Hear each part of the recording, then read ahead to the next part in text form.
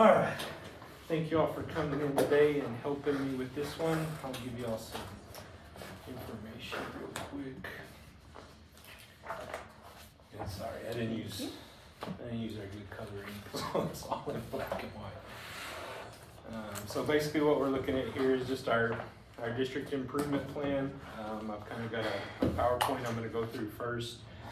We're going to look at our district improvement plan, which is kind of what I wanted us all to do today, was just be familiar with our district improvement plan, talk about how that goes with our campus improvement plans, kind of what the connection is there, and then start, we won't do it today, but kind of start brainstorming for how we're going to create professional development for our district based off of what our needs are.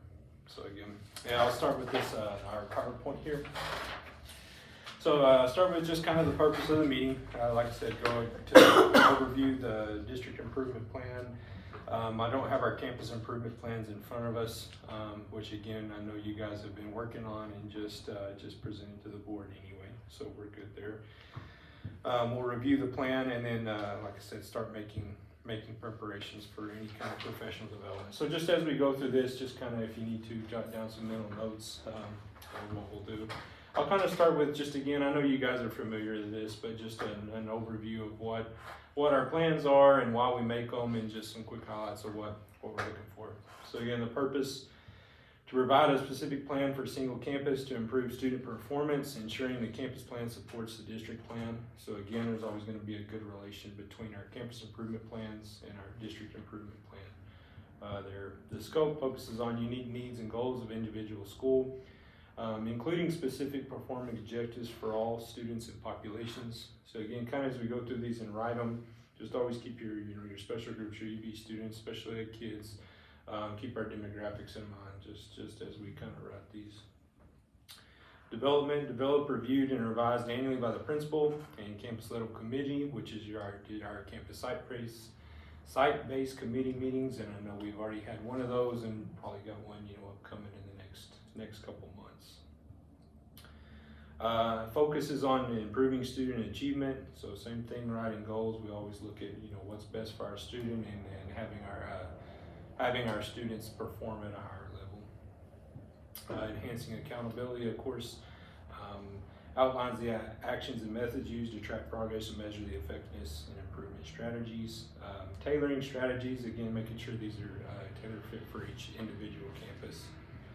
And then implementing interventions. Directs targeted support for students who are not meeting performance standards. So again, as we kind of go through, again, that's what we want to accomplish with our with our professional development, and then our stuff like our response interventions, tutoring, anything like that we do with our campus should be focused on our kids there.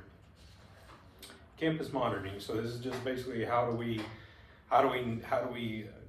measure the effectiveness of our plan? What do we do throughout the year to make sure that our plan is not only being followed, but that it's successful and doesn't need to be changed? So again, this is a working document. So throughout the year as you go, if you notice something that you just don't, we don't agree with, we can, or if it's not working, we can always start making adjustments there.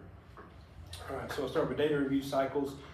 Campus leaders regularly review and analyze data such as student performance, discipline, and attendance trends to track the progress towards the CIP's measurable goals. So most of our goals have something to do with those categories that are sitting right there. So again, as you guys know, we go through data throughout the year, constantly making sure that our goals don't need to be changed or tweaked.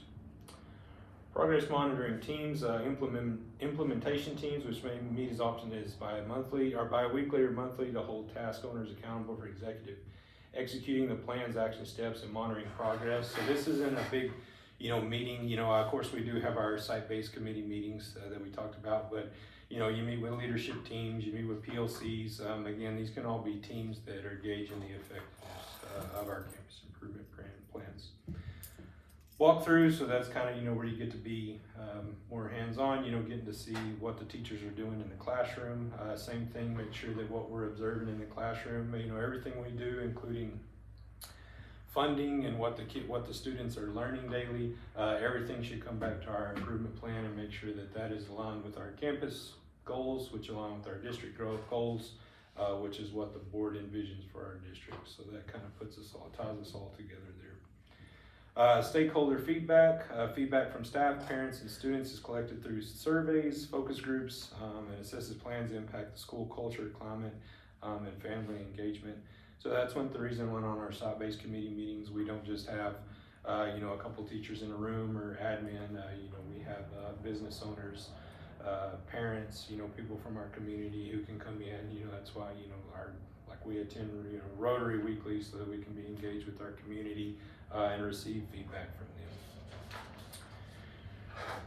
Purpose of the district improvement plan. So it very similar. It goes along with what our campus is. It just more encompasses what our goals are for the district. It takes the individual needs. For us, it's only 3 campuses with us being a small district. For bigger districts, true, it would take all of your high schools together, all of your elementaries, junior highs, and just put that all together for one big what our district's trying to improve as we go through. So it's to guide school districts' continuing improvements efforts, aligning district-wide goals, state and community priorities. The scope covers the entire district, coordinating strategies and ensuring consistency and equity across all campuses. Again, a lot of the larger districts have more trouble with that, making sure that they have equity across their, if they have multiple high schools or multiple junior highs. Developed and reviewed annually by the superintendent with the district level committee, includes administrators, teachers, parents, and community members. We've added our paraprofessionals to that this year also. Aligning the system coordinates efforts and resources across all schools and central administrative offices. We conduct needs assessments, we set district-wide goals, and then the purpose of it is to support our campus. It basically just guides individual campuses and staff and help us make sure that we're all working towards our district goals. District improvement plan. So the district leadership team, again, that's when, whenever we meet together, we have different tracking systems, and again, this is kind of the same thing as campuses. It's just designed to support our overall needs there as a district. If you go to the shared vision slide, like I said, this is the shared vision between the campus improvement plan and the district improvement plan. Both plans are just fundamentally focused on improving academic achievement for all students and meeting our state standards. They're data driven, so plans are based on a thorough assessment of student achievement and other performance data to identify areas for improvement. So same thing as we write goals, try to keep them, based on data-driven strategies or things that we can track based off of data, not just opinions or feelings or things like that, things that we can actually put into data. So I have a question. What you got? Or a statement, I guess, if you will. So, for a district like ours, where we've had superintendent, interim superintendent, yes, of course, you're supposed to follow whatever vision that the board has set and whatnot. How does that impact? We just had our first site base for this school year. Board approved it last couple weeks ago. So we've all worked together, worked with Ms. Greer. So we all kind of had the same vision. It was an easy sale, if you will, on where we should be and what it looks like. But bringing a new soup in, at this point, what do you think the impact? I think when a new superintendent comes in, they'll of course have their own, they'll have their own opinions on things that need to be done.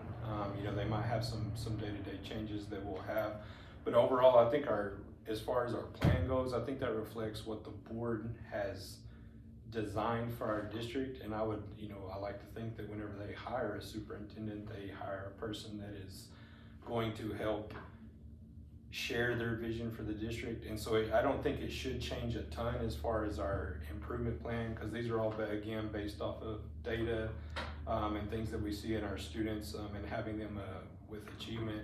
I would like to think anybody that the board would hire that would come in would have the same goals of pushing students to higher achievement. And there's a lot of things in there like safety, stuff like that. I would think, if anybody came in who was wanted to change a ton of our safety stuff, you know, I just don't see that happening. I don't think that our board would be hiring someone that has a completely different philosophy than the direction that we're currently headed. So, good questions though. All right, professional development planning. So again, this is the kind of the part that I don't think we'll get to probably in our meeting today. I know everybody is busy. We'll get this one next week or sometime, whenever everybody has time. But I'd like to start just kind of going through why we do professional, you know, or how we do our professional development.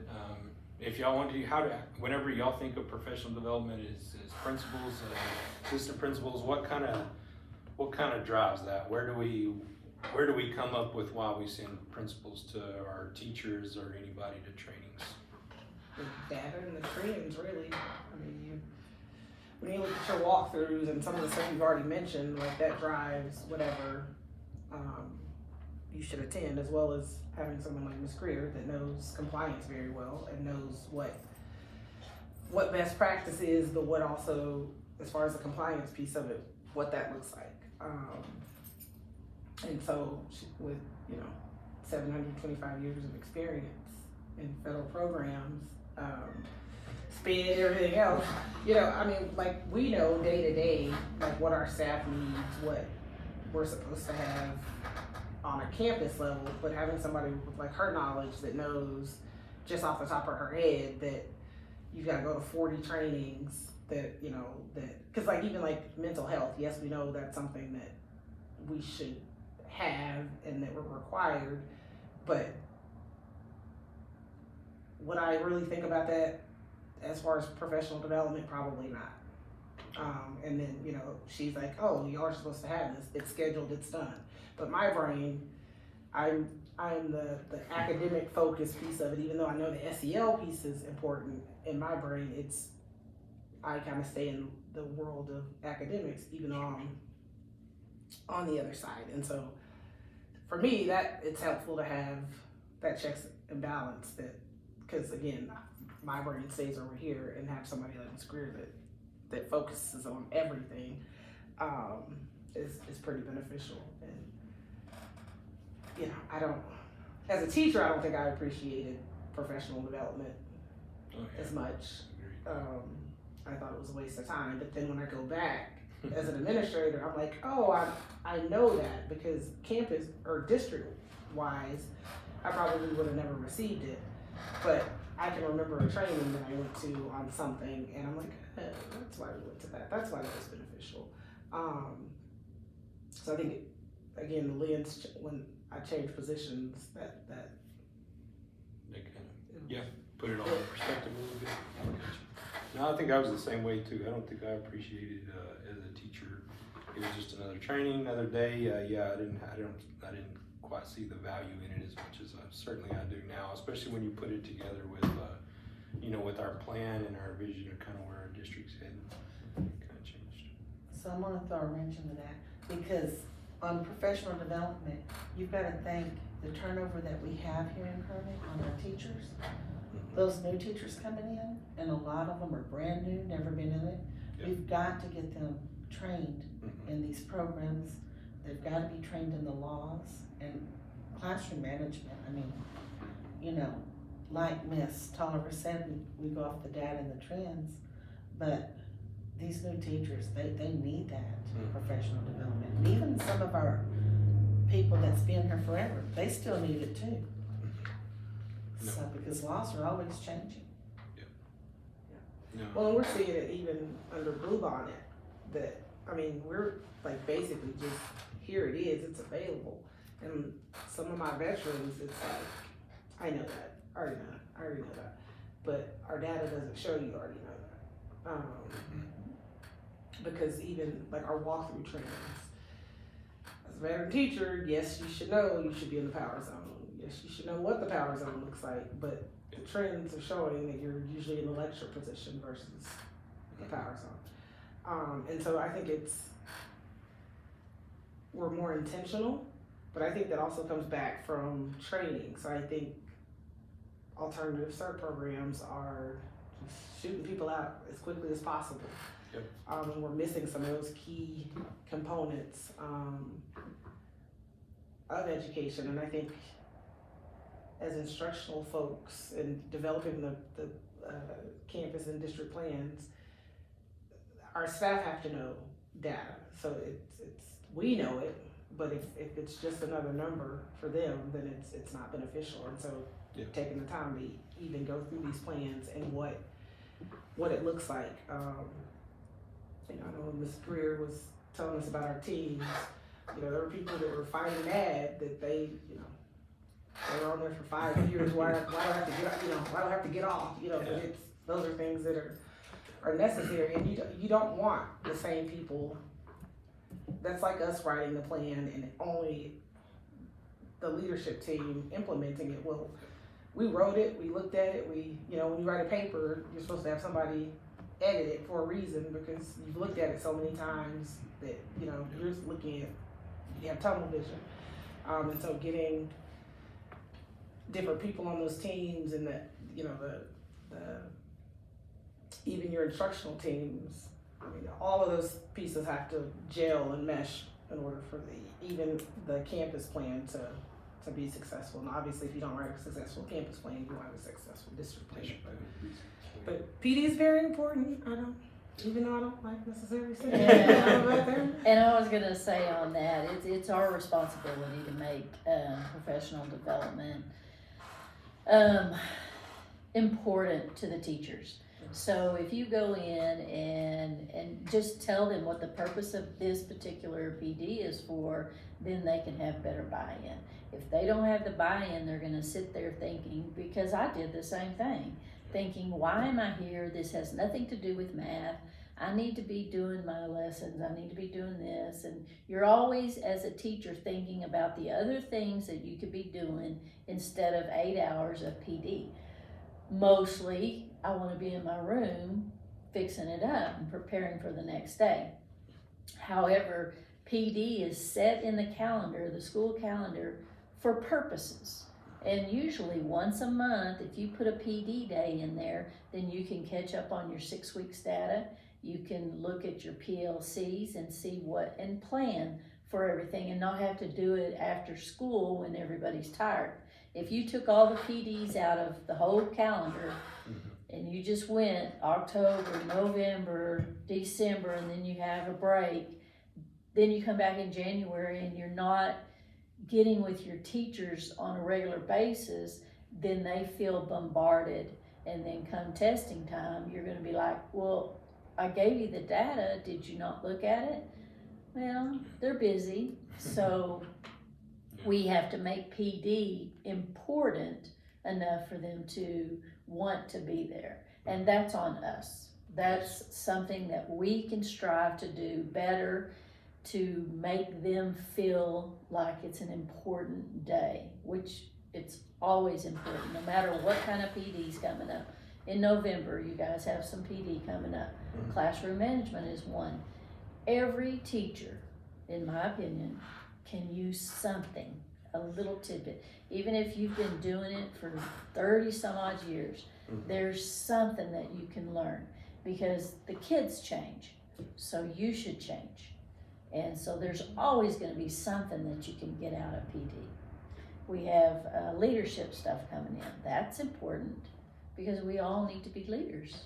So, and the bluebonnet stuff, that's an ongoing thing for junior high and elementary because it's an ongoing new program. And even if you think you're an expert at delivery, there is something that you can learn. Because if you can't learn something, then you need to get out of the business. You're stagnant. Yeah. You need to get out.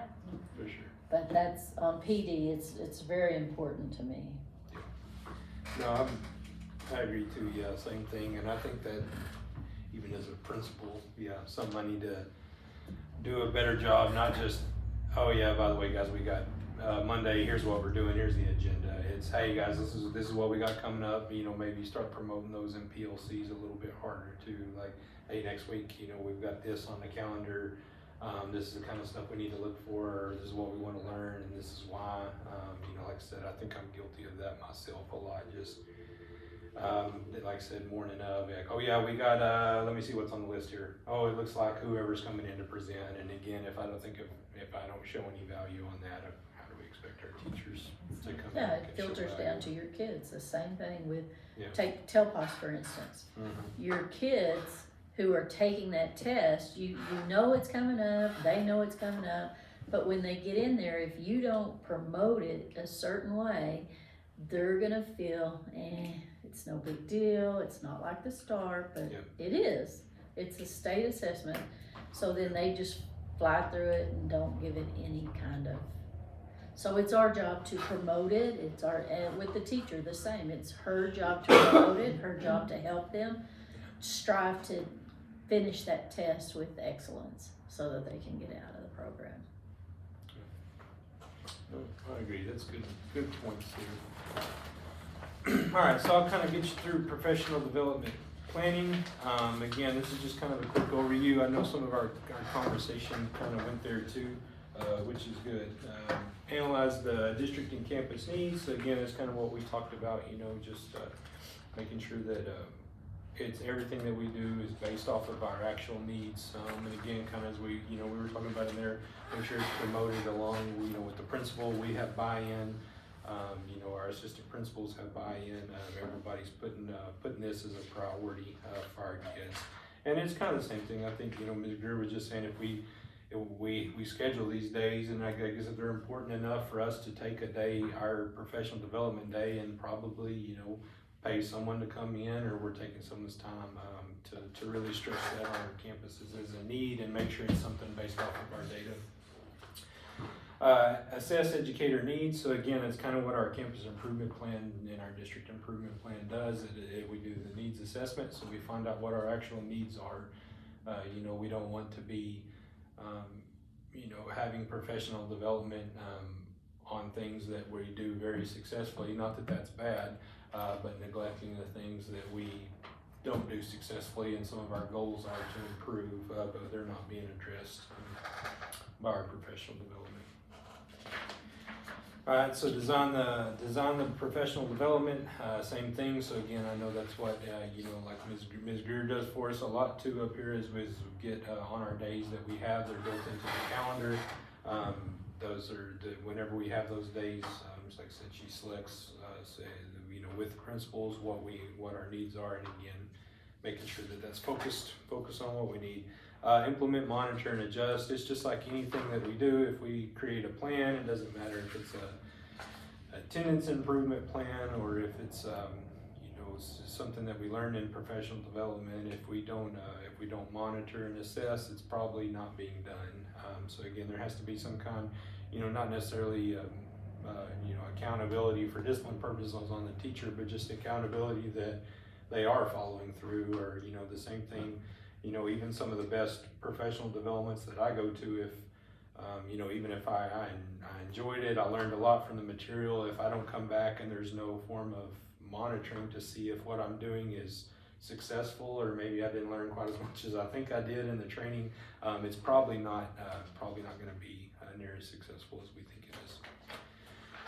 All right, so that's kind of the purpose of everything we're going through. I'm going to hit through, we're just going to kind of go and familiarize real quick with the district improvement plan before we start talking about our own individual campuses, and then I'll brainstorm off of there. So this is, as you guys know, super dense. There's a lot of material here. I'm just going to kind of hit some of the goals and the problem statements. Again, we're just going to kind of read through those and familiarize. Think about kind of how that affects your campus, or how it affects something that's going on in your school, and we can kind of talk about those there. And so, like I said, as we go through this, remember the purpose. We're trying to look at areas that we can target our teachers for this. So again, if you're not familiar with this, it starts out with our mission statement, vision statement, and our value statement for the district. Like I said, I'm not going to read this word for word for you, but again, it's kind of got that right there. And then just next table of contents just tells you what's all in the plan. If you need to jump to it, if you want to go back and look, again, as you're doing your monitoring stuff.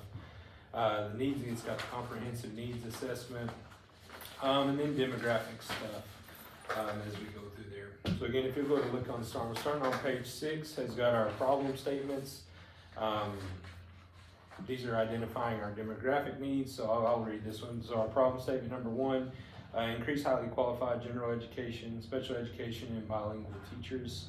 The root cause is inconsistency from year to year on teacher retainment of highly qualified teachers.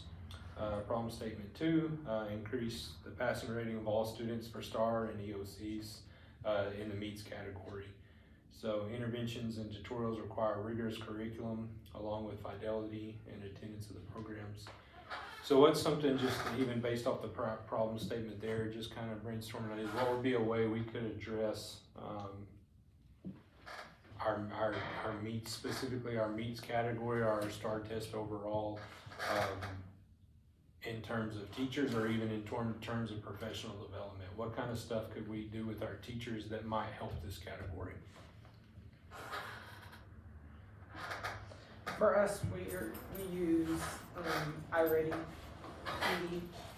They come in, and that's what we use for intervention. And so they come in. She's been here twice already this school year, and we basically go over the data and what it's showing, where the areas of weakness for the scholars, and then we take that, and that drives instruction in the areas that they need assistance. So like, you know, math has the 4 categories, English has the 2 categories, and so you take, even though iReady is a diagnostic versus a standardized, that diagnostic gives you the foundational areas that they're the weakest in, which helps or does not help, hinders being in that meets category within STAR. So DMAC training as well,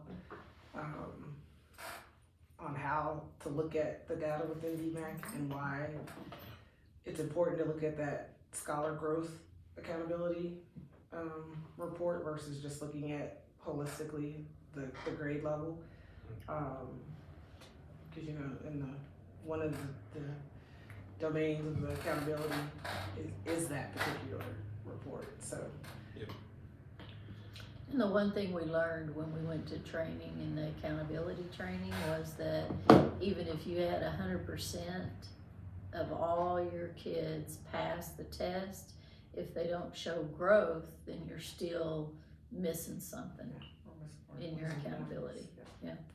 So we've got to look at everything, not just one kid passing the test. Yeah, it's great that they all pass, but they got to grow too.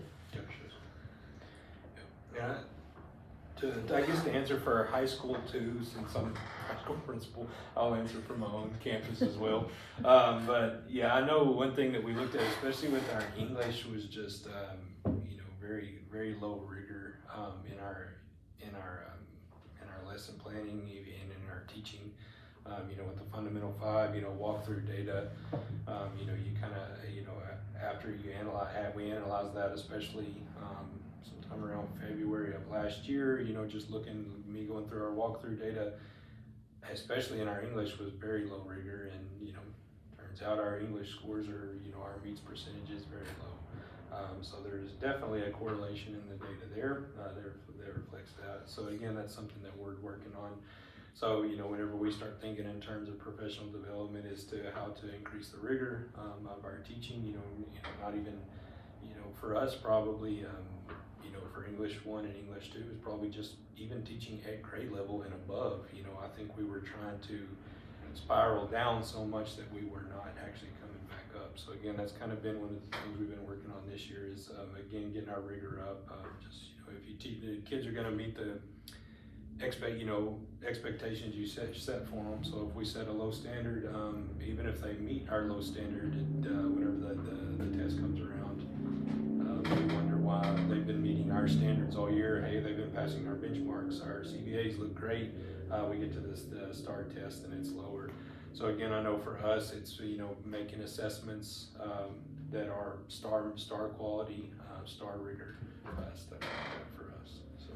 And at the elementary, one thing we noticed is that the instruction, like you said, it's at a lower level. Mm-hmm. And so that's why one reason we brought in the Blue Bonnet is that way we can get all of Tier 1 taught, because a lot of your teachers aren't teaching on tier one, they're meeting the kids where they're at and bringing them up. Now, since we've implemented Bluebonnet this year, every student gets at tier one, and then we're pulling them in, you know, for tier two and tier three through the intervention piece with the I-Ready, and then after school tutorials. And so, you know, like Ms. Greer said, in that data meeting that we went to, you know, you can make 100% approaches, but that meets whatever percentage is there is usually what your school reflects on in that one domain. So we've got, you know, we've got to get those kids targeted and get that instruction at a higher level. And I think part of that is, you know, teachers, they have a tendency, instead of teaching grade level or their expectations being pretty high, they have a tendency to teach to what the group, the period is right then. So if the kids are, you know, not getting up here and can't understand it, so the teacher drops her instruction down instead of keeping it up here and bringing the kids up. And it's very hard to do, I get it, because you as a teacher want to not leave them behind, but that's when you have to spiral. You have to teach all the time up here, and then you have to bring the kid up. You're not leaving anybody behind, you just have to find a different way to reach that particular kid. And that's where we have to come in and be a little bit, not stern, but we need to teach here, and then we need to help support the teacher to bring the kids up, because they get frustrated. And I understand that teachers get frustrated when they're teaching high expectations, but if we don't, then we're not ever gonna get but below a D or an F. Yes. So we gotta raise the bar a little bit. And again, that's back on us as administrators to help the teacher understand and not fall below the high expectations. Productive struggle is, Yeah. it's real for some of them. And the one thing is you've got to get the teachers to let them productively struggle. They don't want to see those kids struggling. in No, those they classes. don't, but they Yeah. need to. He's good for you. Alright, so the next thing kind of goes through there again, student learning summary. I'll let you kind of look through that, some of our strengths. Again, when you get kind of, again, just kind of familiarize yourself. I know nobody's going to memorize everything in here, but just be familiar And with Ms. it. Greer District processes and programs in there. So again, so there's some of our problem statements and root causes based off of that one also. Alright, and then perceptions.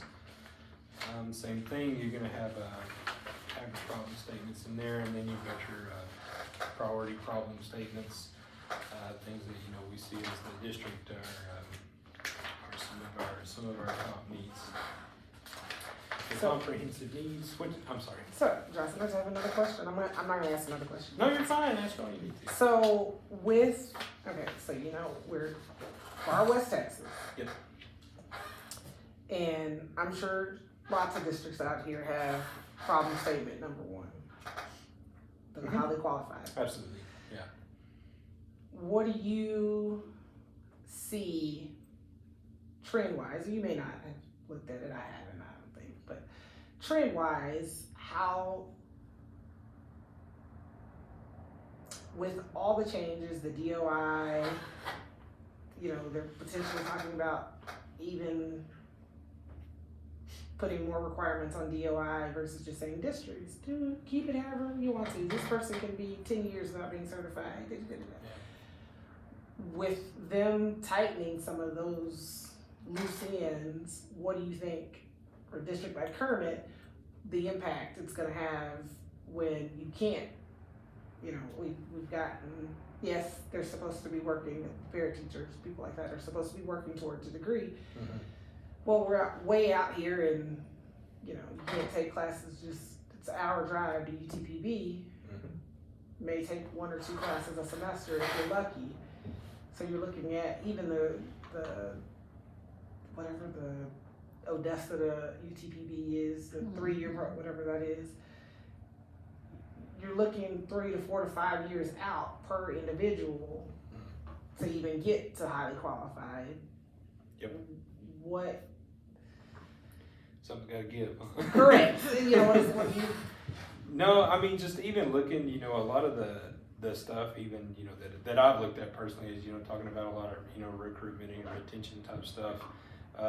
You know, I know a lot of districts out there are given, you know, they're, especially in, you know, like Spanish teachers, ESL teachers, special ed teachers, they're given big sign-on bonuses and stuff like that to recruit teachers. Honestly, looking at that though, that's usually not a big long-term solution.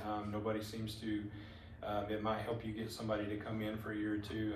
The problem with that is even if you do a sign-on bonus, you know, with a $10,000, you know, you're going to get them there a year or two, and then they're going to leave. They've reaped the benefits of that they want. You know, if that was the sole reason you got them to your district, based off what I've looked at, again, I don't have numbers to back it up right now with me, but that's only going to get them there for a couple years. So again, like I say, you know, we do the grow your own, for lack of a better term. You know, we try to get people here and then put them in programs and stuff. But like I said, the issue with that too is, yeah, we don't see any results from that for a few years, or if they're not getting them completed on time. Yeah, that's a long investment for the district, a lot of years of having a better teacher in the classroom before we actually see a certified teacher coming in. But the numbers still seemed, and again, I don't have them in front of me, but from what I've looked at, there's less people getting into the field than getting out of it still. So we don't, as a state or a country, I don't think we have this problem anywhere close to fixed. So I think we'll keep seeing the recruitment problems in the future, probably getting worse. I think it's going to, in my opinion, I think trickling up to administrators and superintendents as well. There's still less people getting in than are getting out. So.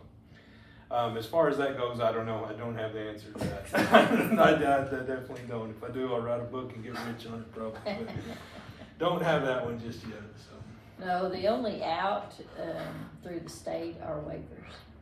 So it's a catch-all. I mean, it's a cycle of non-compliant, but you comply when you get to do the waiver.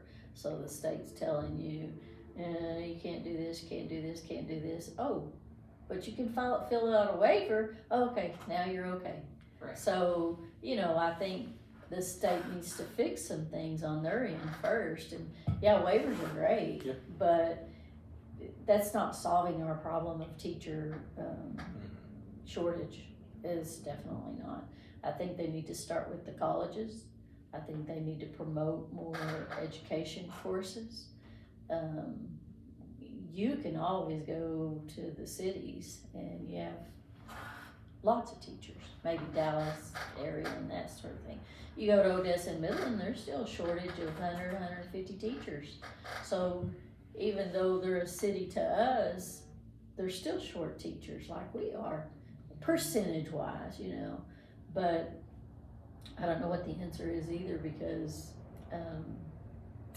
percentage wise, we're probably as bad off as anybody else. Yeah. And it hurts the kids not so much anybody else, except that we're not giving them the education that they deserve, and we will never be able to compete with China,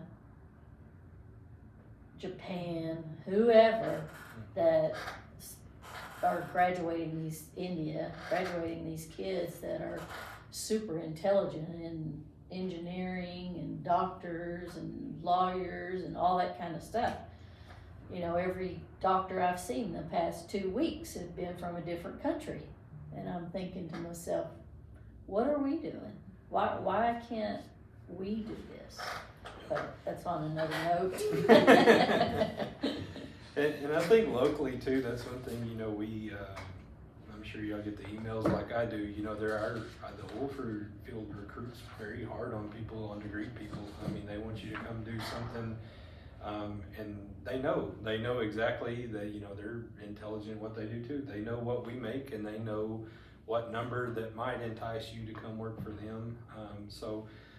You know, they do that to our people too. You know, even to having, you know, people who have left the profession, you know, when I was in the coaching world, you know, coaches that would leave, I can't tell you how many former coaching friends I have that are pumpers now, because they can go drive around in a pickup and make more money and not deal with it. So that's something, you know, I know locally, we struggle with, is just being able to match our pay of our, And Our old on that field. note, yeah, I think too, the love of being a teacher is gone.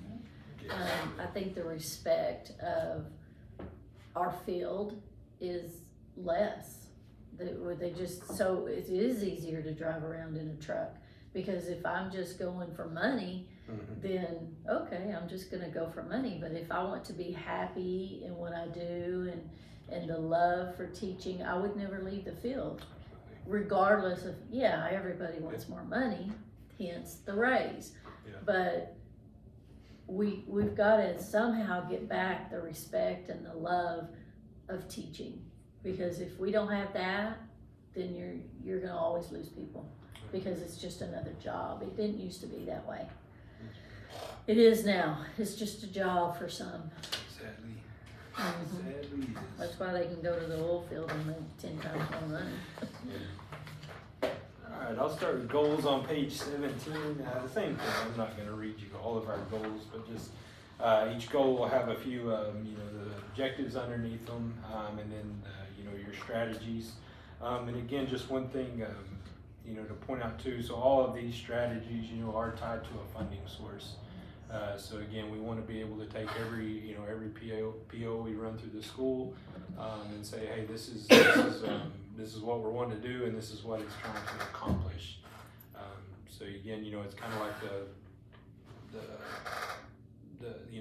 what we tell the teachers all the time. You know, if you can't tell us what the kids are learning that day, maybe you don't need to be doing. And it's kind of the same thing with this. If you can't tell us what goal we're trying to accomplish by our spending, you know, maybe we shouldn't be spending it. So again, all of our spending should be tied to a piece of our improvement plan, our campus plan, you know, in some way that tells us this is what we are accomplishing by spending this money, especially our large expenditures. So again, I'll kind of let you look through those. You know, there's one like on page 20, you know, promoting a safe and orderly learning environment. Again, some of these are going to address safety. Some of them are more directly related to instruction. Again, like, you know, so again, I'll let you just kind of look through some of these strategies down there. Let's see if I can get to this over here. So again, if you go to goal 2 on page 26, that was one we were kind of talking about: recruit, develop, and retain student-centered, highly qualified employees. So there's some of the strategy, you know, going to job fairs, things like that. Matching annuities. Those are some of the, you know, the incentives that our district does try to do to keep, you know, to recruit teachers and then keep them here once we get them. I do have a question. It's more for Ms. Greer. You might know the answer now. You might know the. So we know that it's tied to a funding source, but how do you determine like that the 100,000 is like one of these this strategy? Oh, how much money is there? Is allocated to that? You can look back at what you spent last year. So in the past, of what I've done is I'll just take a ballpark figure of what was spent on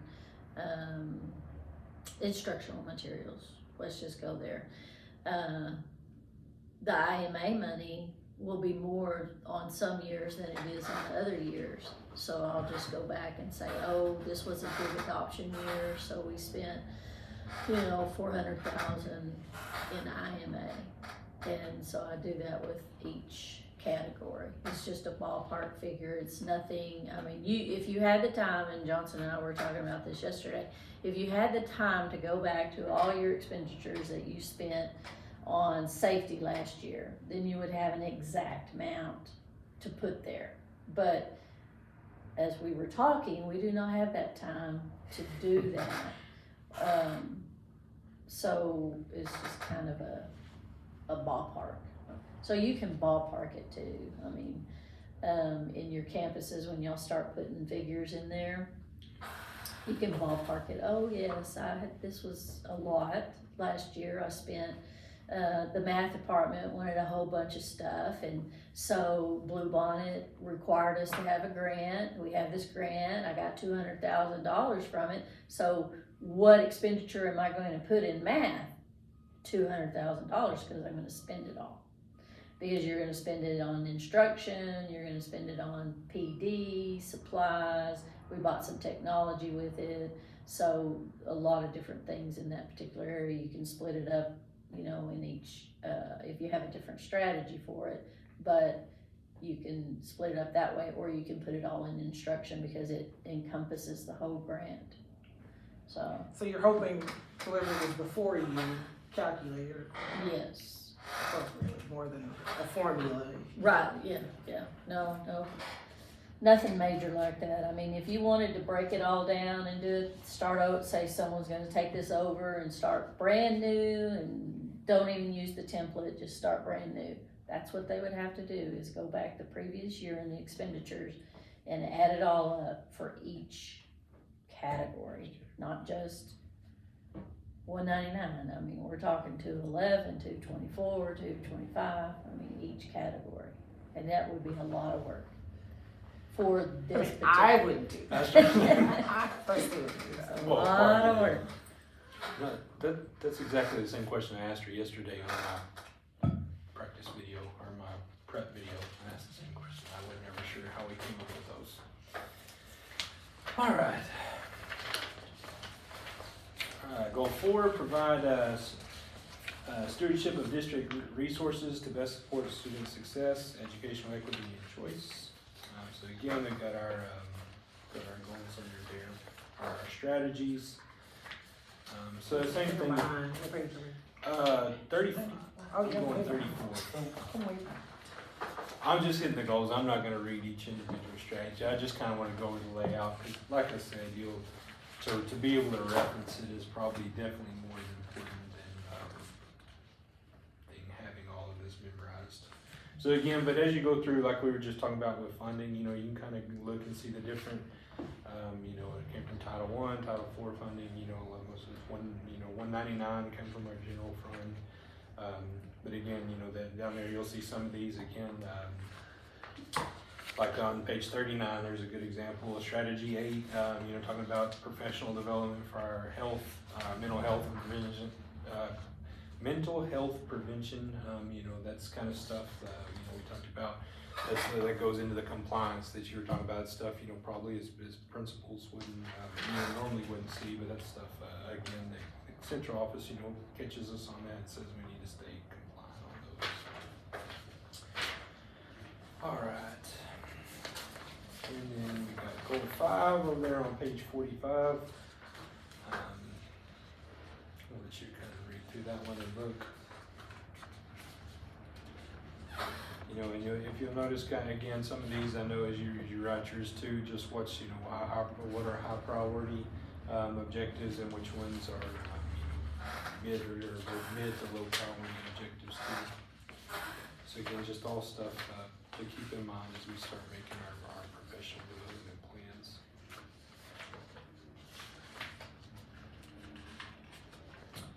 That gets us through goal 5. Everything else in there I kind of included has got, you know, some of our members and stuff like that. But it's just kind of information. So basically, what, like I said, what we want to go through, what we'll be looking at for our next one is just, you know, how we're going to take, you know, how we would take this plan, and again, how we would put it into professional development. You know, and I guess kind of look at, you know, as what we're doing now in professional development, you know, do we, how is that, or what's our monitoring process for that too? I'll know, like I said, I know a lot of times we get in and, like I said, you know, before we go to these trainings and they're great, and, you know, we learn a lot, or, you know, our teachers will come and they'll learn a lot. You know, even if I, like, you know, I'll use an example at the high school, you know, you send a teacher to, you know, we've got some going to the ELPS training coming up, or our TELPAS training, I think, you know, is where we're, you know, we've already got that one in the books to meet some of our goals that we're talking about.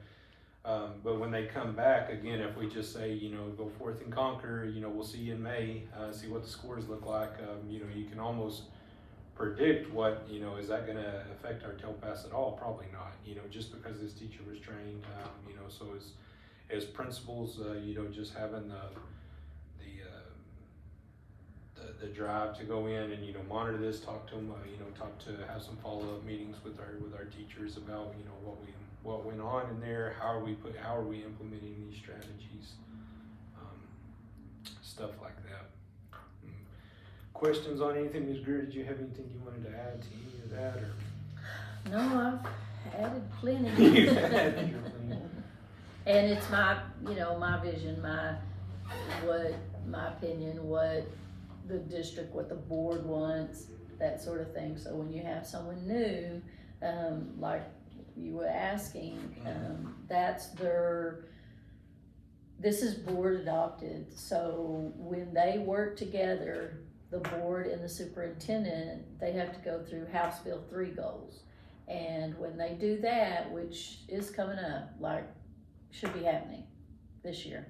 When they do that, that should also tie into your district improvement plan and your campus improvement plans, because they work together to have a mission, a vision, and they go over the scores for grade 3, CCMR, those are the House Bill 3 goals. And it just kind of encompasses everything. And once that vision changes with the board, then this will need to change as well. And that won't happen until they sit down together to work on something. So once they do that, then this will change. And it's, again, it starts here and circles in, and then circles in this, circles in the campus improvement plan. And I mean, it's a lot of collaboration, working together. However, in the end, this is a mandate, this is a compliance issue, but you need to have everything in there and what you do on a daily basis, so that if any teacher came to look at it, oh yeah, that's why I do this. I mean, it is compliance, but it should show our daily walk as a teacher, as an administrator. That's why we do the things we do. And you're right, if you don't monitor it, it doesn't get done. So you have, that's just been a rule for ages. Yeah, if you don't circle back, you're not monitoring it, then it falls by the wayside. That's why I always circle back with you guys. So we do radio checks on Friday. That's right. To make sure. Yeah. And then when we have a real emergency, we're not just running around acting like we know what we're doing. That's exactly right. Yeah. All right, guys. Well, I'll go ahead and give you these. We'll get them next time too. This is just what I had in mind for us to start looking at. Again, kind of as we planned. I'll just hit this form. We're not going to fill out this form right now, but again, just this was kind of where we're headed. If you want to kind of jot down some notes or whatever you guys want to do for another day. Just like I said, the problem. Again, just getting the problem out of our campus improvement plan. Find out what the root cause is. So again, if you can find out what, not just complaints or what hey, this is, it's terrible, but what is the actual problem? Where does it stem from? And then what kind of, just again, off the top, kind of do nothing. You don't have to go dive in and get session number or anything, but just off your head, what you think would be a good way to address that with some kind of professional development. And then of course, what personnel would be involved with those.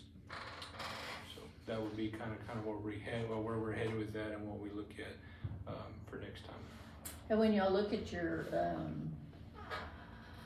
improvement plan online and you start looking at all that stuff, you can fill it in, and then you can scroll down to on the side menu, just start clicking on those, and there'll be stuff that you can fill in that you've done in the past year that is pertinent, and that's where all this comes from.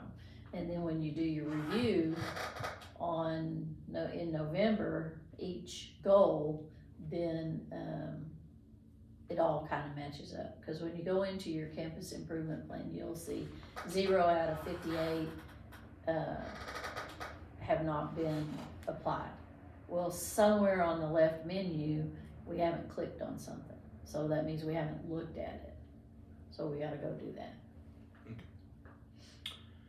All right. You got anything else? Questions, comments, anything? Okay. All right. Well, I appreciate y'all coming in. Appreciate you helping me with this too, and we'll go from there on the next one. So.